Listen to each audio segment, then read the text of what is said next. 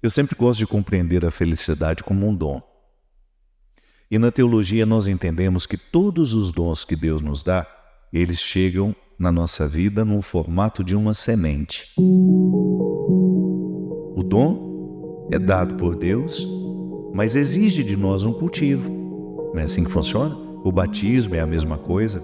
Quando nós concedemos o dom da vida nova a uma criança, através do sacramento do batismo, significa que tudo aquilo que foi dado gratuitamente, não fizemos nada para receber, não vem dos nossos méritos, mas da nossa escolha. Os nossos pais e padrinhos escolhem por nós e nós recebemos aquele dom que o sacramento infunde em nós. Mas depois, à medida em que a gente vai se tornando consciente, nós precisamos fazer o dom se tornar uma realidade. É como você plantar uma árvore. Você tem que olhar o terreno, se ele será favorável, se o clima daquele lugar será favorável ao desenvolvimento de todas as possibilidades que estão dentro daquela semente. É muito interessante a gente identificar filosoficamente que numa semente todas as possibilidades da planta estão condensadas. Então, da mesma forma, nós. Toda vez que você pensa no dom que Deus lhe deu, eu pessoalmente às vezes penso que o conceito de felicidade anda muito vazio por aí. Felicidade ficou muito associado àquilo que nós conseguimos expressar da nossa alegria, né? E uma coisa é aquilo que eu consigo expressar da minha alegria. Outra coisa é ser feliz. Porque eu posso muito bem não estar expressando a minha alegria e estar sendo feliz a si mesmo. Felicidade é um conceito um pouco mais profundo do que tudo aquilo que nós conseguimos expressar dela. Então, quando é que você percebe que uma pessoa está feliz? A partir de uma harmonia pessoal que você identifica, uma serenidade, não é verdade? Aí sim vem também a alegria, o sorriso, a leveza. O contrário também nos faz perceber quando aquela pessoa está infeliz. Que a gente não pode nem dizer que ela é infeliz, porque senão nós estamos negando o dom de ser feliz que está nela. Então eu não posso confundir o estar infeliz com ser infeliz. São dois verbos que nos ajudam a compreender a vida numa dinâmica diferente. Aquilo que eu estou, o meu ser, no estado em que ele está, né? Então eu sou e estou. Eu sou feliz, mas neste momento estou infeliz. Por quê? Você vai pensar num movimento que pode passar e ser modificado, diferente de um estado definitivo do ser. Quando eu falo do ser que sou, eu estou remetendo a tudo aquilo que em mim é essencial. Então eu tenho realidades essenciais e tenho realidades que são acidentais. Essencial é quando você pega tudo aquilo que em nós não é modificado. Não será modificado. Por exemplo, a minha dignidade, ela jamais será retirada de mim. Mas eu posso esquecer que tenho dignidade e viver como se não tivesse. Então eu posso ter um comportamento acidental. Isto é, não fere a minha essência, mas pode me fazer esquecer que eu sou, que eu tenho dignidade, que eu sou digno. A dignidade é um estado profundo do ser. É como se você pegasse, por exemplo, uma árvore. Ela é essencialmente madeira, não é? Quando você olha para uma árvore, qual é a essência dela? Madeira. Claro, aí você vai ter também as folhas. Mas se você pensar naquele tronco, o que ele é? Essencialmente, madeira. E se é uma árvore que é cultivada justamente para depois ser transformada, quando você olhar para a mesa que aquela árvore se tornou, você continua dizendo, ela é essencialmente madeira, mas é acidentalmente uma mesa. Por que é acidentalmente? Porque ela poderia ser uma cadeira, poderia ser uma escrivaninha, poderia ser uma estante, mas ela continua essencialmente madeira. Sempre que você quiser pensar aquilo que na sua vida é essencial, você vai recrutar tudo aquilo que em você foi dado como um dom. E os acidentes é aquilo que por acaso nós fazemos com o que nós recebemos. Então vou usar, Deus me deu inteligência. Eu sou inteligente essencialmente. Você tem a sua inteligência, você é essencialmente inteligente. Mas você pode fazer uso dessa inteligência para ser um advogado, para ser um médico. Aí é acidental. O seu ser inteligente está aí, dando forma a tudo que você quiser ser pela vida, fazer pela vida. Então, minha gente, toda vez que nós pensamos a felicidade, nós pensamos como um dom que nos foi dado e que precisa ser cultivado. A manutenção da nossa alegria, da nossa felicidade, da nossa realização. Você já me escutou falar disso? Eu prefiro muito mais compreender a tal felicidade como realização humana. Eu tenho uma sensação que o conceito de realização, ele engloba um pouco mais daquilo que eu compreendo como situações que me tornam felizes. Porque onde existir um cultivo desse dom, ali existe mais possibilidade de haver um ser humano realizado. A realização depende, primeiramente, do processo do autoconhecimento. Sem o autoconhecimento, como é que eu vou realizar aquilo que eu sei? Ou melhor, como é que eu vou poder realizar aquilo que eu sou se eu ainda não sei que sou? Sim, porque eu posso estar aqui com todas as possibilidades da semente e não saber que estou. Se eu não vivo um processo de autoconhecimento que me chega através da investigação que faço, do quanto eu presto atenção em mim, no meu comportamento, no meu jeito de ser, no quanto eu pergunto sobre mim aos meus pais. Ainda ontem eu falava disso lá no evento do Rio de Janeiro. Como é importante a gente ter a oportunidade de perguntar aos nossos pais como nós éramos quando crianças. Como foi que nós enfrentamos as primeiras dificuldades da vida? Quem foram os nossos melhores amigos? Quem foram as pessoas que tiveram influência sobre nós? Porque os nossos pais detêm conhecimento sobre nós que ninguém mais terá. Eles nos viram de um jeito único. Eles nos viram numa fase da vida que só eles podem nos contar.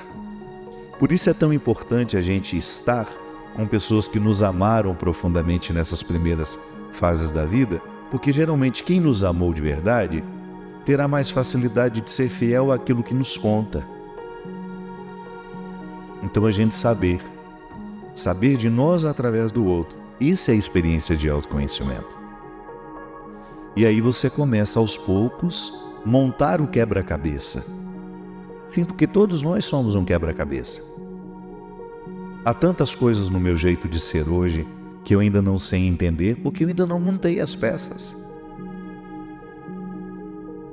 O meu jeito de ser hoje, ele está intimamente conectado a muitas coisas que eu recebi na minha infância, que fizeram parte, que foram acumuladas em mim, situações que foram acumuladas em mim naquilo que nós chamamos de inconsciente, que é essa parte do ser, nós não sabemos em que lugar está localizado no cérebro, mas é uma parte do ser que é atuante sobre nós e não é conhecido.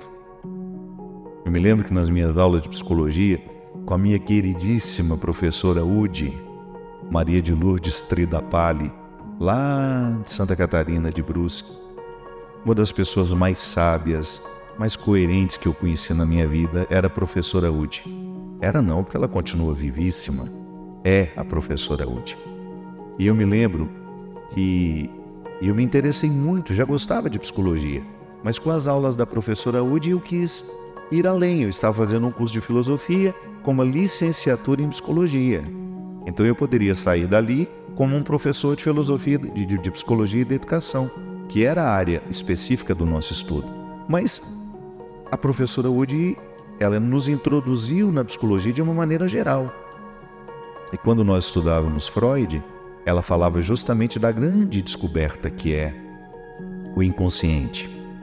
E ela falava isso: o inconsciente é desconhecido, mas é atuante. Então eu o desconheço, mas ele atua muito sobre mim. Eu tenho comportamentos que estão intimamente ligados a ele, que são ditados por ele. Que é pior, né? Quando eu, Fábio consciente que sou, acabo sendo movido por motivos inconscientes, então fica difícil de agir nas causas. Eu lido muito mais com as consequências do meu agir. E por isso que às vezes, por não termos o autoconhecimento, nós temos muita dificuldade de mudar um jeito de ser. Porque aquele jeito de ser, embora ele se expresse em atitudes, palavras, um modo de pensar, ele está sendo movido e gerado por uma realidade que em mim é inconsciente. Que às vezes está ligado a um trauma que eu tive no passado, quando eu ainda era muito criança, quando eu não tinha os filtros da maturidade para fazer caber dentro de mim aquilo que tinha acontecido. Quantas vezes nós expressamos medos na fase adulta que não são medos do adulto que somos, são medos inconscientes da criança que fomos e que de alguma forma continuamos sendo porque aquele medo não foi libertado.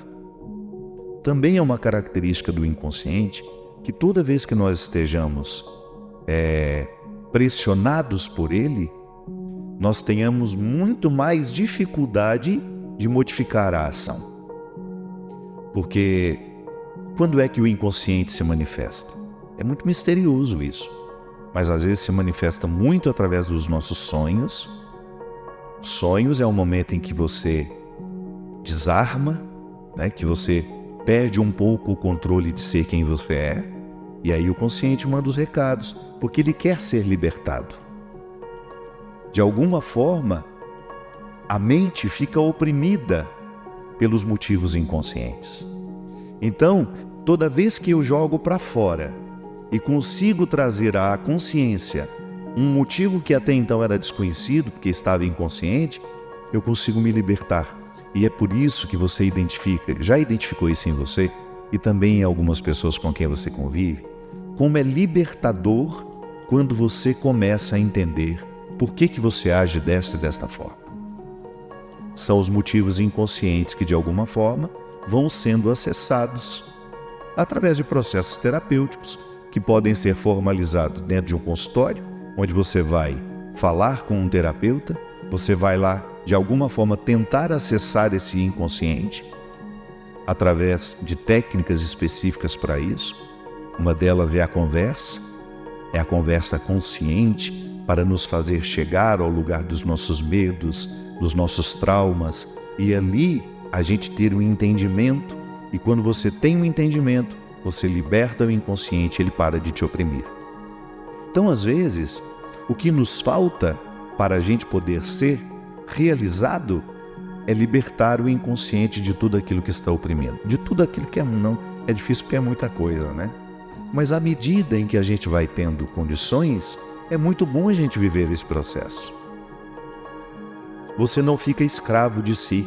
Porque quando a gente fala, eu estou sendo escravo dos meus medos, você está sendo escravo dos medos que são inconscientes. Porque os medos que se tornam conscientes, você começa a administrar.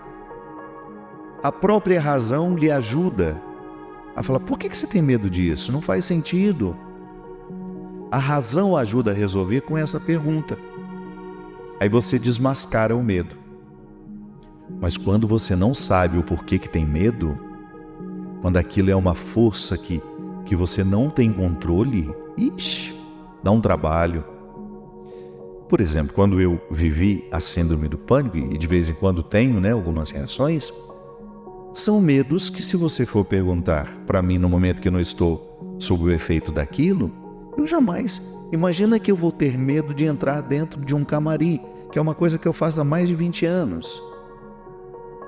Imagina que eu vou ter medo das pessoas que entrarão dentro do camarim. Não. racionalmente falando, eu digo aqui para você, não faz sentido.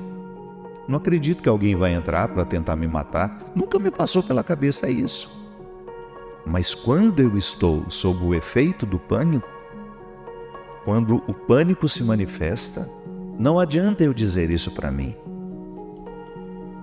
E foi interessante porque quando eu fui para o psiquiatra, esse último que me atendeu em setembro, ele me disse isso.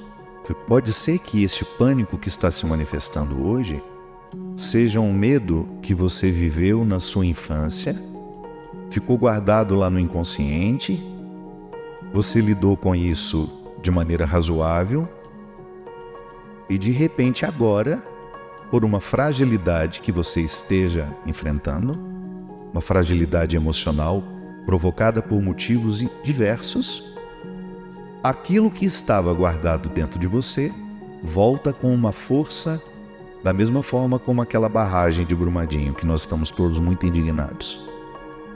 Quando aquela barragem arrebenta, a barragem das emoções represadas, a lama das emoções represadas e doentias que estão guardadas dentro de nós, elas vêm arrancando tudo o que encontram pela frente. E foi justamente isso. É justamente isso que eu enfrento quando eu tenho a síndrome do pânico. É um sentimento horrível que, por mais que você seja racional e você diga, não faz sentido ter medo de estar chegando nesse lugar, estar dentro da van, me aproximando do lugar onde eu vou cantar, onde eu vou falar com as pessoas. Eu faço isso há 20 anos, sempre soube fazer isso. Mas de repente, minha gente, não adianta dizer isso.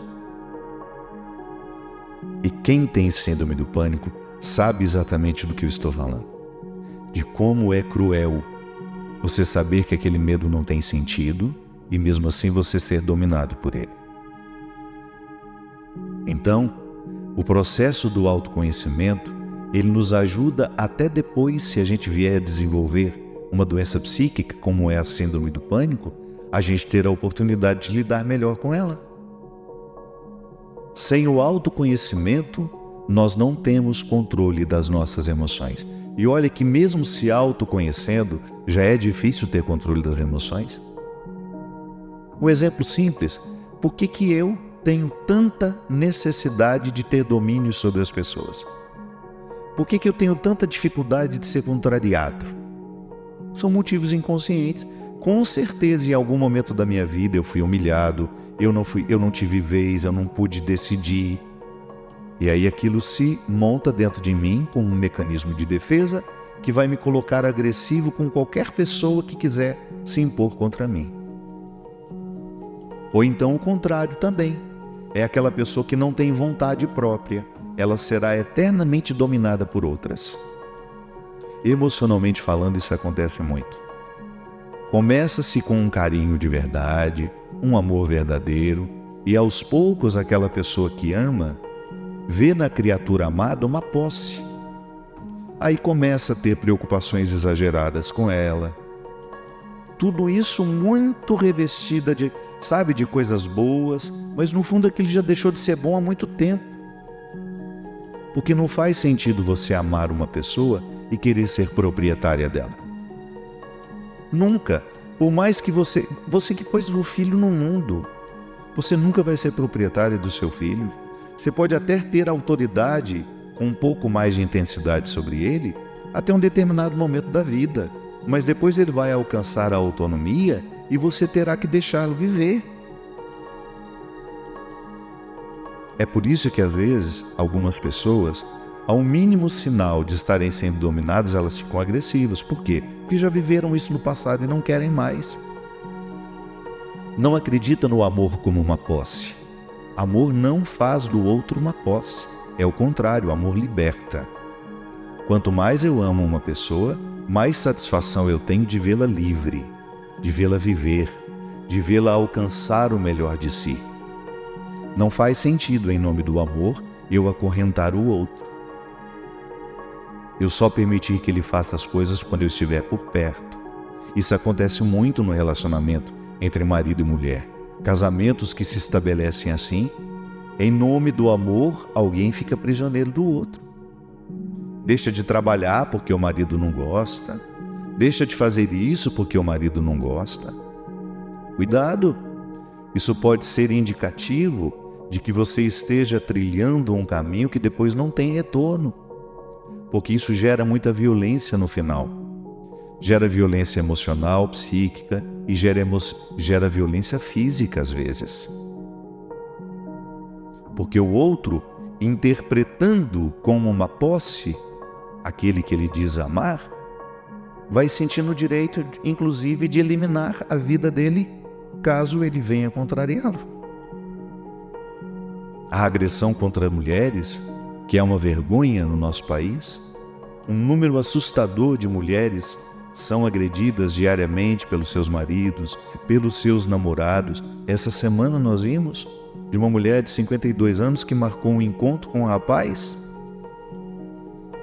e foi agredida por ele durante 4 horas. A mulher está deformada.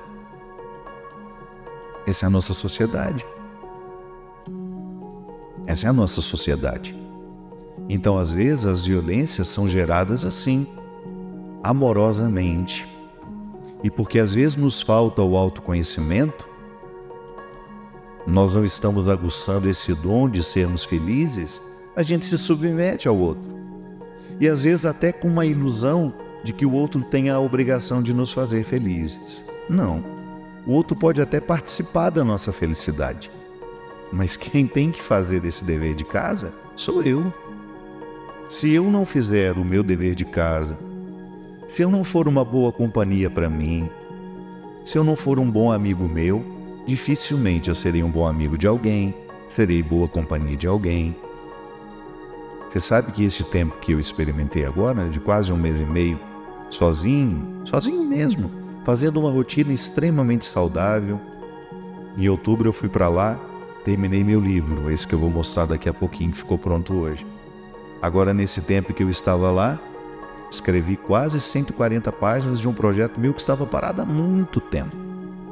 Mas por que será que eu não faço isso na minha casa aqui em Taubaté?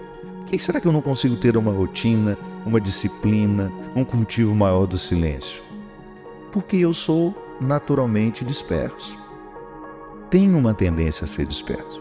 E se eu estou num ambiente que me dispersa, eu quero descer lá na cozinha, eu quero conversar com a Teca, eu quero conversar com o outro. Falei, para lá, vem para cá. A partir do momento que você não tem com quem conversar, que você está dentro de uma casa, você vai fazer seu almoço, você vai limpar sua casa, você vai cuidar do seu dia a dia, você começa a conviver com você e você vai acessando uma fertilidade que só essas situações despertam dentro de nós. E ali você precisa aprender a conviver com você. E como é positivo, minha gente. Como faz bem pra gente a gente ter o direito de viver um tempo em solidão. De você descobrir-se companhia para você. De você oferecer-se. Sabe? Que às vezes a gente se oferece tanto para os outros, mas ouse oferecer-se a você. O autoconhecimento passa por isso. Pela oportunidade que nós temos de observar o nosso jeito de viver e de ser.